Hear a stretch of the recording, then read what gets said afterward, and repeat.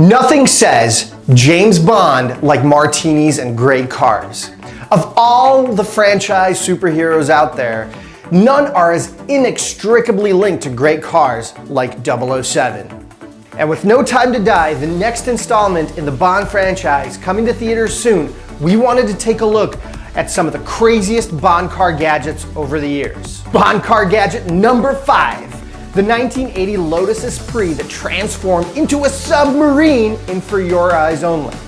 Unlike most Bond gadgets that seem to be created with very niche uses in mind, this one actually seems like quite practical. To this day, there are manufacturers that make Amphibious Cart, but the fact that it's a supercar, and a British one at that, makes it so very Bond. Being able to drive off a pier during a car chase, press a button, and then just sit back and watch your car transform into a submarine would be so useful in real life, namely in getting away from your in-laws. No, Clancy and Martha, I do not want to see the sideshow from your Jersey Shore trip. Some quick trivia, Elon Musk, a real-life Bond villain, bought the submarine prop car for $1 million and said that he plans to make a real submarine car out of it. No word on that yet. We're keeping our fingers crossed. Number 4, Timothy Dalton's The Living Daylights, one of the most underrated Bond films starring one of the most underrated Bonds in our opinion. Featured a V8 Aston Martin Vantage and it laser wheels. You heard that right, laser wheels. Let me explain this complex scenario so that you can understand it. Its wheels shot lasers out of them. You can see it in action here, lasering the Soviet cop car during a chase sequence. How does this thing even work? Where are the laser beams coming from within the axle? Where's the power coming from? Last I checked, the normal 12-volt battery that comes in a car is barely able to charge my iPhone, much less a high-powered plasma beam. Clearly, this is meant to be more of a modern take on the famous wheel shredders from the OG Bond car, the DB5, and we love it. More lasers in everything, please. Coffee mug? Put a laser in it. Masonry? Put a laser in it. Dentures? You guessed it. Lasers. Now it's time for our famous segment, Notable Mentions. Look at the skis that come out of this particular Bond car. Skis! When are you gonna need skis? Number 3, in Tomorrow Never Dies, Bond is up against the scheming media mogul who plans to engineer a war between the world's superpowers so he can make a fortune covering it. A dastardly plot to be sure, and Bond's arsenal for this mission included the stunning BMW 750iL. In the film, Bond goes on a hair-raising car chase in a parking garage where bad guys throw up all manner of traps to stop him.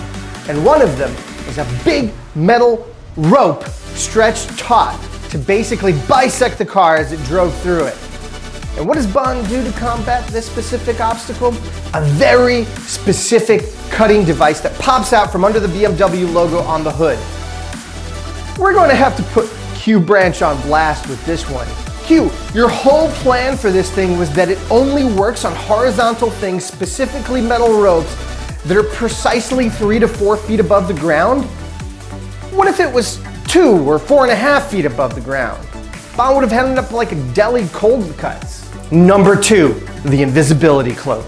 In Die Another Day, the last Pierce Brosnan Bond movie, an actor better known for his criminally overlooked rendition of Winner Takes It All and Mamma Mia, the amazing Aston Martin V12 Vanquish is outfitted with an invisibility cloak. Now, as much as I hate this, we do have to take Q to task for this as well. An invisibility cloak is the very first thing we would have thought of. That's like the number 1 thing aside from flying that everybody wants as a superpower. Also, as much as we love the idea of putting it on the Vanquish, it may not have been the best car to do it, since its V12 growls like a lion. Number 1 has to go to the very first and frankly ultimate Bond car gadget, the Ejector Seat. The gadget featured in Goldfinger is so bonkers that of course submarines, lasers, and invisibility had to come next. The concept here is that your passenger in the beautiful DB5 is a bad guy or girl, and you want to get rid of them with extreme prejudice. Do you stop the car and wrestle them out of it? No. That is so gauche.